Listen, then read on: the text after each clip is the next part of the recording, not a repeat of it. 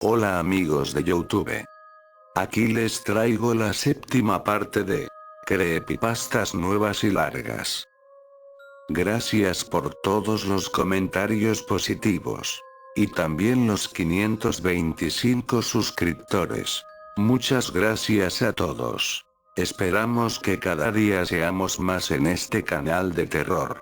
Sin más demora, los dejo con la primera creepypasta que se llama El sótano del colegio. Disfrútenla.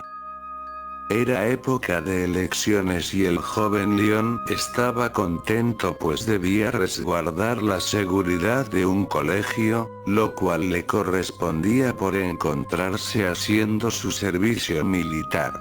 Ya había ido 3 veces al mismo lugar a diferencia de sus otros 2 camaradas y sentía algo de nostalgia pues sabía que estas serían sus últimas elecciones como militar.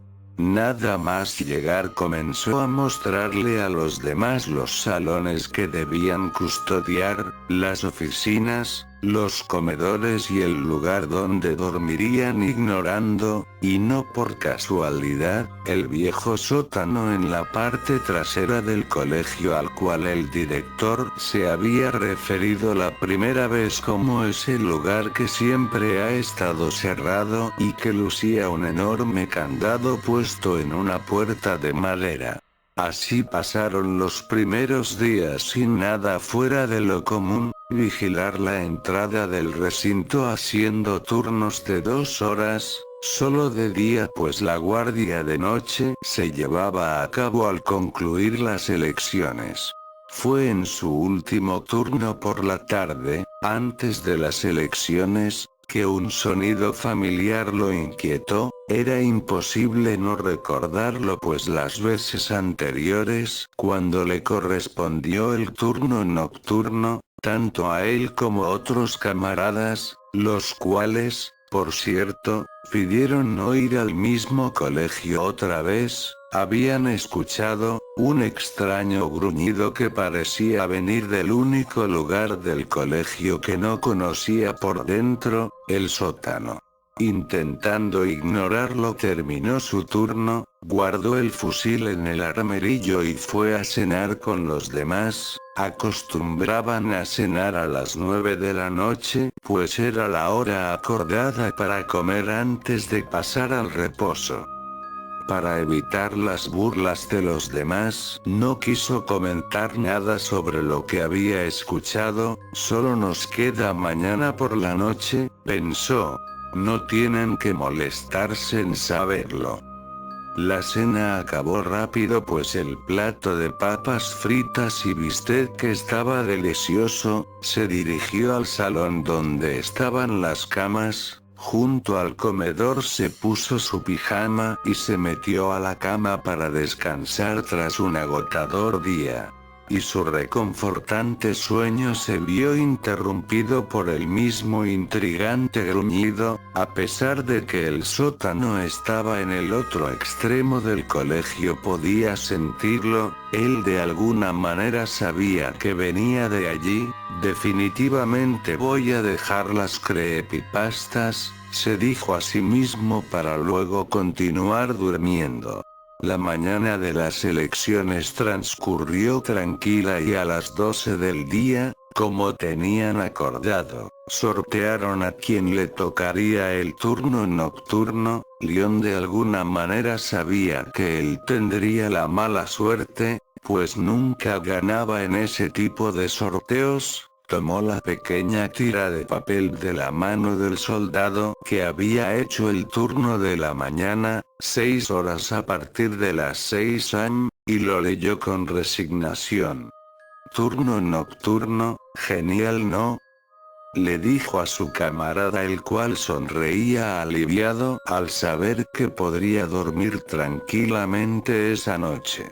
Cenó a las 6 p.m., como le correspondía al guardia de horario 7 p.m. a 6 am, bastante molesto ante la idea de 11 horas, vigilando la entrada que irónicamente se mantenía cerrada por la noche, fue a la oficina de profesores. Tomó el fusil, su linterna y un cargador, asegurándose de que tenía balas, y se dirigió al pequeño cuarto junto a la entrada, el cual tenía una ventana que daba justo a la puerta principal. Al menos no estaré de pie, murmuró sonriendo mientras acomodaba una silla. A las 9:30 p.m. el resto pasó al reposo, y Leon se quedó en el cuarto de guardia contando la munición del cargador. No había nada mejor que hacer, hasta que sintió un repentino golpe que le hizo saltar de su silla. Genial, justo en mi turno de guardia tiene que haber líos, regañó mientras tomaba el fusil y se dirigía hacia el lugar de donde vino el ruido. Decidió ir con la linterna apagada, pues la luz del alumbrado público entraba por los ventanales del colegio, y vio como una de las pequeñas puertas del patio se abría y cerraba gracias al viento. Bastante mosqueado, tomó una silla de uno de los salones y la apoyó en la puerta para mantenerla cerrada. Solucionado el problema, miró a su alrededor para darse cuenta que estaba solo en medio del colegio. Desde su posición a unos 80 metros al fondo estaba la puerta del sótano, tan impasible como siempre. Giró en dirección al cuarto de guardia y mientras caminaba de regreso escuchó, más claro que nunca, tanto que sintió un escalofrío recorrer su cuerpo, el mismo gruñido lento y grave. Se volteó para mirar nuevamente en dirección al sótano, encendió su linterna, la cual iba adherida bajo el cañón del fusil, y pudo notar algo que, con la linterna apagada, fue imposible detectar.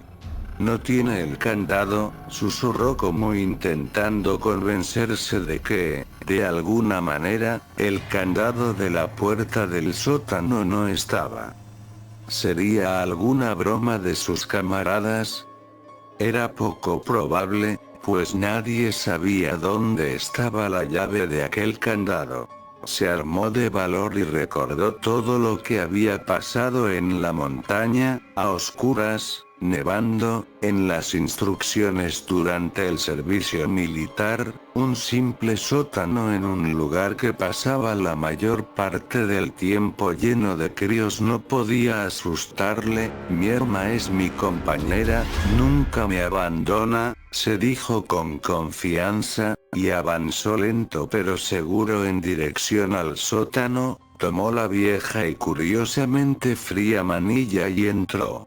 El lugar estaba lleno de polvo y tenía un olor bastante extraño y desagradable. Bajó por la escalera para llegar a un pasillo de unos 10 metros hacia adelante, angosto, alto y con una curva a la derecha. Las viejas botas de combate no hacían ruido en el piso con centímetros de polvo acumulado. A medida que se acercaba a la curva del pasillo notaba un olor cada vez más desagradable. Lo conocía, lo había sentido antes, quizás en un cementerio. Al girar su corazón dio un salto. El pasillo solo daba a una especie de salón en el sótano. No era tan grande como los salones normales, pero aún tenía algunas mesas, sillas y lo que él identificó al instante, al fondo del lugar, como un cadáver, medio sumido en el polvo bajo el pizarrón puesto en la pared.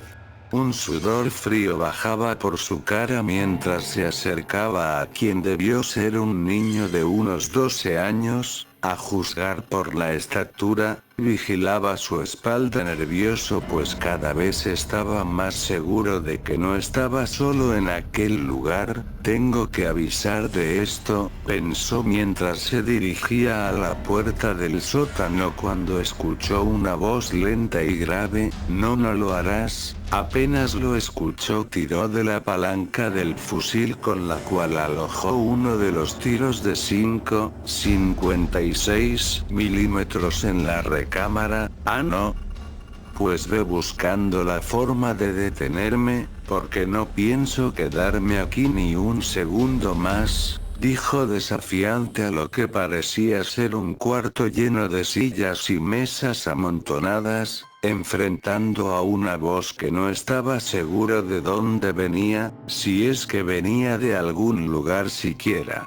Una propuesta aceptable, salió de detrás de un par de altos libreros en la esquina opuesta al cadáver que había visto. Era alto, de una piel grisácea y sus alas arrugadas evidenciaban que no era humano. Tenía unos rojos como la sangre y lo que parecían cuchillos por dientes. Ha pasado mucho tiempo desde la última vez que un curioso vino aquí, le dijo a Leon mientras miraba los empolvados huesos. Leon sostenía con fuerza el fusil, apuntando a la cara del extraño ser, su boina verde, la cual se había ganado luego de llegar, arrastrándose a la cima de la montaña, entre la nieve y espinas. Bajo el humo de gas lacrimógeno, estaba ahora empapada en sudor, pero no tenía miedo, estaba dispuesto a todo.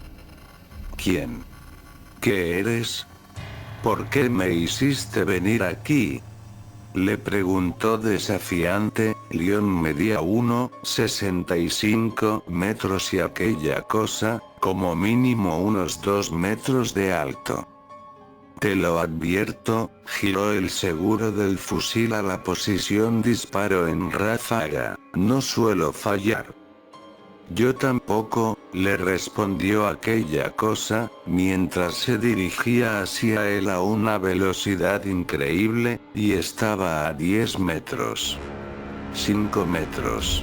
Jaló del gatillo y los 15 tiros se incrustaron en la cabeza y el torso de aquella cosa, a la vez que sus grotescos dientes se hundían en el cuello de Leon. Lo último que vio fue aquellos ojos rojos, ahora carentes de vida, justo enfrente de él. Sentía correr la sangre mientras intentaba ponerse de pie para abrir la puerta del sótano. Se desplomó sobre ella y vio las luces de las calles entrando por las ventanas del colegio, la última vez que vería ese colegio.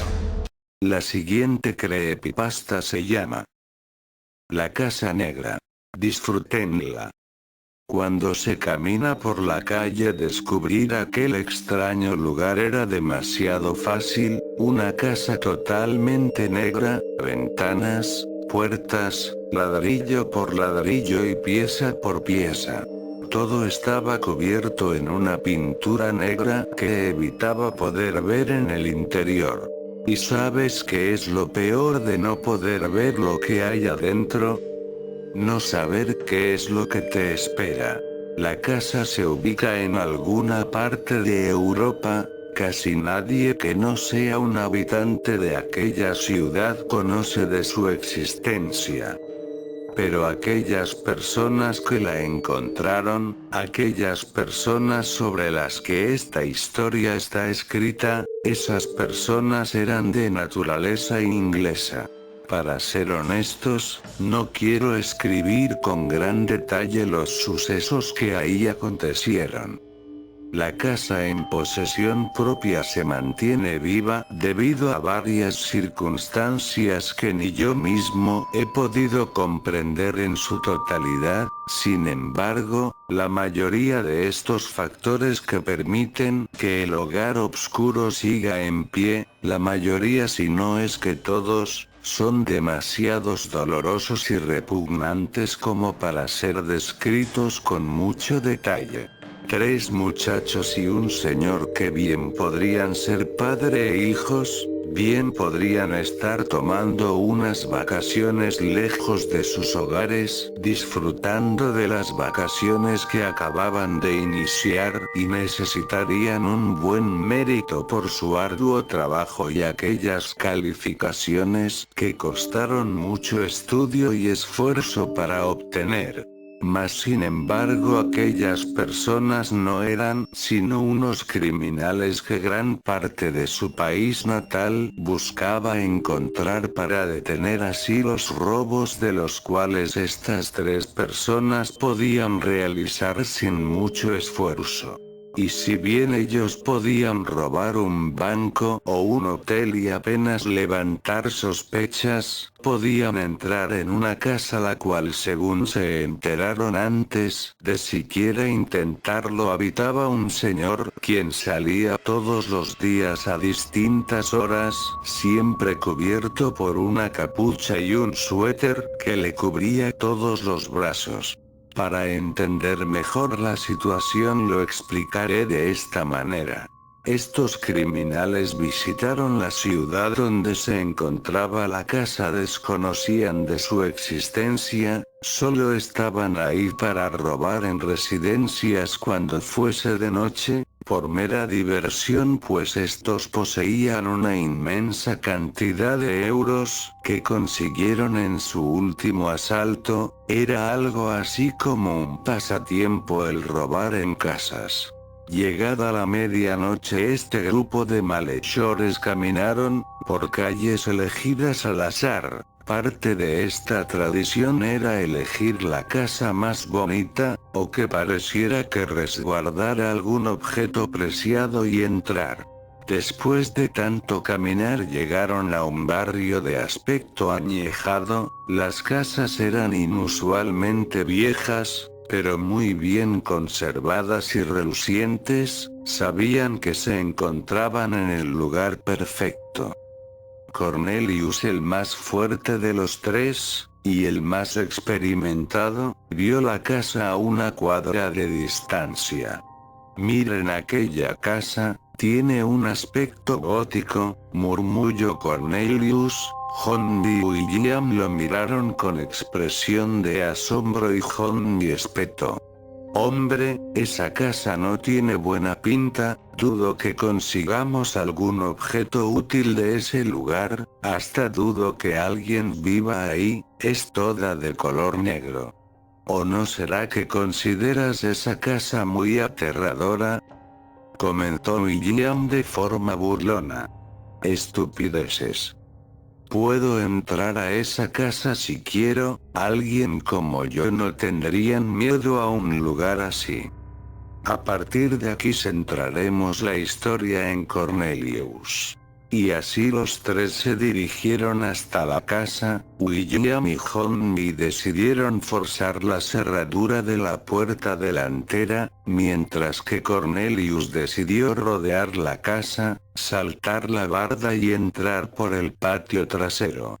Las plantas, el piso, las paredes, el agua encharcada que se encontraba ahí, era todo negro. Cornelius empezó a tener un mal presentimiento sobre el lugar. La puerta que conectaba el patio con la casa era solo una reja sin seguro, la abrió y ésta hizo un chirrido que retumbó sus oídos. Espantado cerró rápidamente mientras entraba. El lugar seguía en completo silencio, quizá no se encontraba nadie en casa, así que se confió y sacó una linterna de su chaleco, la encendió y empezó a caminar. El interior estaba hecho completamente de madera negra, no habían muebles, pero tenía un aspecto tan impecable que alguien debe de estarla habitando.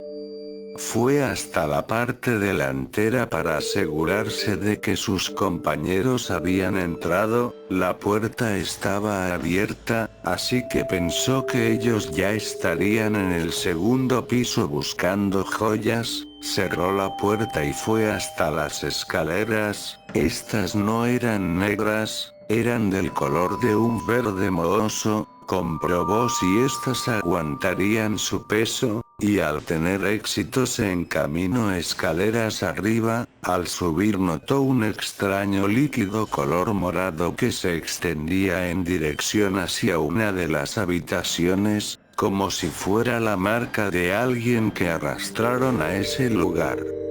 Cornelius era una persona muy decidida y confiada, así que sin pensarlo se acercó a esa habitación, la abrió y dentro se encontraba una anciana vestida con ropa de tonos oscuros sentada en una mecedora. Esta le ignoró completamente, caía de ella ese líquido morado. Trató de regresarse, pero la puerta se azotó de un portazo. Acto seguido la anciana comenzó a derretirse, hasta desaparecer. Cornelius espantado se acercó pero ya había desaparecido. Al virarse en dirección a la puerta, notó una enorme araña sobre esta. Se acercó a Cornelius y se convirtió en un extraño hombre que llevaba ropa negra, su piel era pálida. Soltó un feroz gruñido que causó que se cayera Cornelius. Este intentó golpearlo con su linterna, pero al intentar hacer contacto con su piel esta se convertía en una especie de masa gelatinosa evitando hacerle daño. Ese hombre tomó de la mano de Cornelius y lo aventó contra la pared.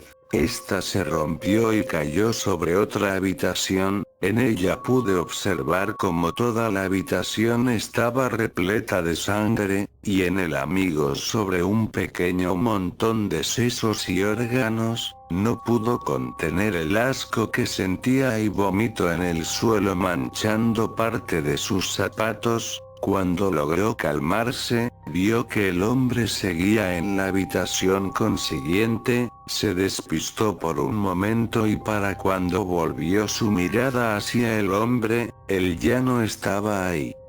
Se alejó de aquel cuarto lo más rápido que pudo y corrió hasta la entrada. Al abrir la William y Johnny le tapaban el paso. Estaban vivos, si es que se les puede llamar así.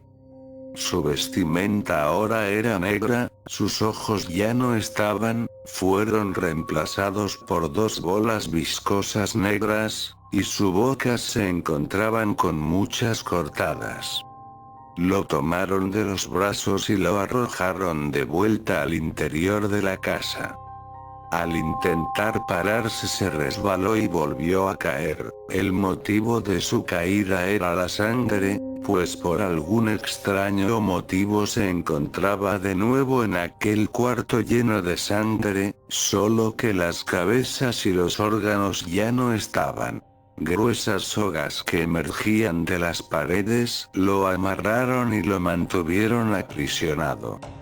Aquel hombre apareció y con sus filosas uñas comenzó a arrancar la piel de Cornelius mientras gruñía horriblemente. Le arrancó los labios y se los comió. Después de un rato de hacerlo sufrir, lo forzó a abrir su boca y aquel hombre escupió el líquido morado haciendo que Cornelius se lo bebiese. Empezó a gritar de agonía hasta que el líquido traspasó su estómago y su abdomen, causándole por fin la muerte que anhelaba.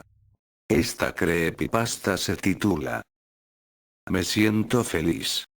Esta es la historia de un matrimonio. Se llamaban John y Stacy, ambos eran muy felices. John era propietario de una de las mayores empresas de juguetes de la zona, se encargaba de hacer a los niños felices, cosa que obviamente le hacía feliz. Ver las caras de los felices niños sosteniendo sus peluches y muñecos de caras felices. ¿Quién no sería feliz así? Stacy en cambio no trabajaba, pero era feliz. Ellos tenían una hija, su nombre era Lucky. Lucky era una chica muy hermosa y siempre mostraba una alegre sonrisa en su rostro. Pero Lucky no era feliz. Todo empezó en un día normal y feliz. siempre feliz. Jon tuvo que ir muy temprano a trabajar, pero no le molestó, estaba feliz. Pensó: qué suerte tengo. Mucha gente odiaría levantarse temprano para ir a trabajar, pero a mí en cambio me hace feliz. No todo el mundo tiene un trabajo por el cual levantarse temprano, debo estar feliz por ello. Lucky en cambio, no entendía la felicidad de su padre. Pero, mucha gente trabaja y no se levanta tan temprano. ¿Realmente es un motivo por el que sentirse feliz? Lucky no lo entendía. ¿Por qué es feliz? Levantarse temprano es motivo de felicidad. Entonces yo no quiero ser feliz. Ella no siempre era feliz. No veía lo bueno de ser feliz. No era suficiente motivo para ella el tener un trabajo para ser feliz. Qué egoísta, ¿no? Pero aún así mostraba siempre una sonrisa en su rostro. No quería deprimir a la gente feliz. Además, Lucky era muy hermosa. Siempre alegraba a la gente simplemente con verla sonreír. El ser infeliz no era motivo para deprimir a los de su alrededor. Ella pensaba eso continuamente. Para ser feliz, haz feliz a los demás. Lucky sonreía y sonreía. Pero no era feliz. Parece que ver feliz y contenta a la gente de su alrededor no es motivo para ser feliz. Lucky realmente era muy egocéntrica al pensar así. Un día, su madre Staki fue a hablar con ella. Dime, hija mía, ¿por qué no eres feliz? No tengo ningún motivo para ser feliz. Ah, no. Mira a tu alrededor. Tienes una buena casa, comida en el plato, estudios. Hay gente que no tiene nada por eso. Pero mamá, también hay gente que tiene más. Hay gente que tiene menos, y gente que tiene más que nosotros. Por eso no soy feliz, pero tampoco me deprimo y me encierro. Lucky era muy testaruda, además de malcriada. No se le debe hablar así a una madre. Vaya, realmente Lucky era una mala niña. Y, para colmo, no era feliz. Fueron pasando los años y la empresa de su padre fue cayendo. A la gente no les gustaba sus muñecos. Decían ser de mala calidad e irreales. Poco a poco Jon se fue estancando. Pero él, era sumamente feliz. Es cierto que me estoy quedando sin empresa, y que estoy cobrando menos, pero, no es motivo para ser infeliz. Hay gente que lo pasa mucho peor que yo. No debo estar deprimido. Nunca. Eso es lo que Jon se repetía continuamente. Realmente muy positivo, y todo lo que decía era muy cierto. No es motivo para no ser feliz. Vaya, Jon era realmente inteligente además de positivo. Y obviamente, era feliz. Un día Lucky le dijo a su padre: papá, basta. Tú no eres feliz, ¿cierto? No tienes que esconderlo, al fin y al cabo, ¿qué motivo tenéis para ser felices? Jaja, Lucky, ¿cómo puedes decir eso? Claro que soy feliz. Tu madre, yo, todos somos muy felices. Tú, ¿por qué no puedes ser feliz como todos nosotros? Jejeje, por tu culpa está así la empresa, por tu culpa cayó todo. Lucky, dime, hija mía, ¿por qué no puedes ser feliz? ¿Por qué? Por tu culpa no somos felices. Todo por tu culpa. ¿Me ayudarás a ser feliz?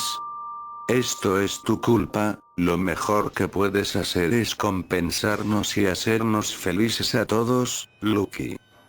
Papá. Esta es la historia de un matrimonio. Ellos son un matrimonio muy feliz. Sus nombres son Staki y Jon. Staki no trabajaba, pero era feliz. En cuanto a Jon, solía tener una fábrica de juguetes. Pero quebró. Por suerte, con el dinero sobrante consiguió hacer una última muñeca. Era muy realista y de gran calidad. Era una muñeca única, por lo que no estaba a la venta. Pero aún así, John la tenía en una vitrina expuesta y cobraba la entrada para poder verla. ¿Cómo la habrá hecho?, se preguntaban todos asombrados al verla. Incluso estaba hecha a tamaño real. Era impresionante. John nombró a esta muñeca Lucky. Lucky, una muñeca muy hermosa, y mostraba una alegre sonrisa en su rostro. Pero Lucky no era feliz. La siguiente creepypasta se llama Insanity. Que la disfruten. Eran cerca de las 3 de la madrugada. Las farolas tintineaban constantemente bajo la tenue luz de luna que cubría los tejados de Seattle una cálida noche de agosto. Jeff no necesitaba su habitual sudadera blanca, así que se deshizo de ella con un rápido movimiento, y la ató a su cintura. Rebuscó en sus bolsillos hasta dar con una pequeña cartera en la que guardaba un poco de dinero, reservado para sus habituales rondas nocturnas. Comprobó que tenía suficiente dinero y se dirigió al bar más cercano con una enorme sonrisa dibujada en el rostro. Era demasiado sexy para mí. Apagué el portátil y me acabé de un trago el café con leche que tenía en la mano. Desde que descubrí al mayor seductor de la historia rondar por mi calle no pegaba ojo hasta muy entrada la noche. Todos y cada uno de los días. Me moría por conocerlo en persona, tocarlo, besarlo, amarlo, no me lo podía sacar de la cabeza. De repente, mi corazón dio un vuelco al verlo salir del Nikis con una botella oscura. Tenía que bajar y hablar con él. Tuve suerte, porque se quedó sentado en la acera de enfrente. Escribir todo lo que veía en un diario había sido una buena idea. Lo conocía. Sabía lo que hacía, y me gustaba. Me puse mis vaqueros blancos y una camiseta violeta. En ella estaba dibujado el logo de Jika, una cantante muy antigua que tenía una magnífica voz y unas canciones geniales. Esperaba no disgustarle. Bajé las escaleras a todo correr y salí apresurada por el portal, sin fijarme en la pareja que se manoseaba a mi lado. No me lo podía creer. Ahí estaba. El cabello oscuro le caía sobre la frente, cubriendo parte de sus negros ojos. Su rostro era claro, no blanco como describían en internet los fanboys y fangirls decididos a convertirlo en un monstruo. Tampoco tenía una enorme sonrisa roja dibujada en sus mejillas.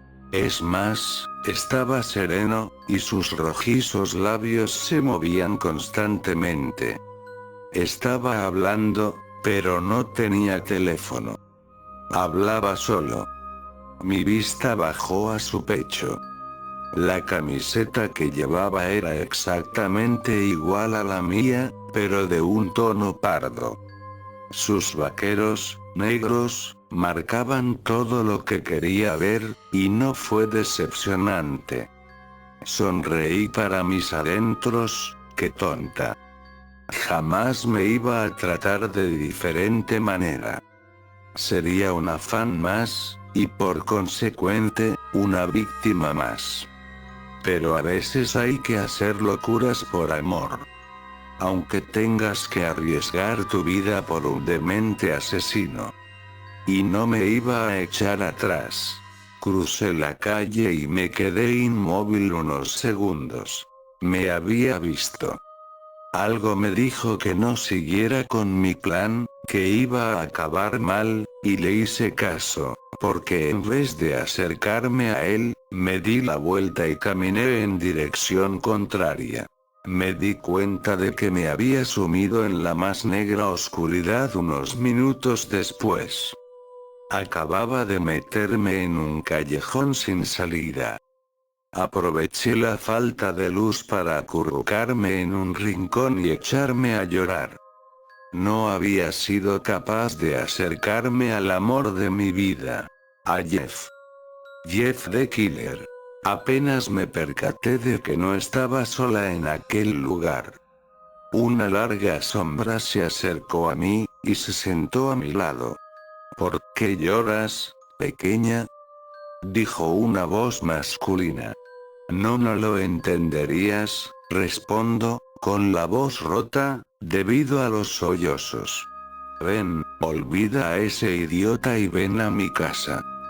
Tengo todo lo que necesitas. A lo mejor podía olvidar el incidente de aquella noche. No sé. Bésame, pequeña. No te voy a hacer daño. Acerqué la cara al desconocido y cerré los ojos mientras aspiraba el olor a vodka de su aliento.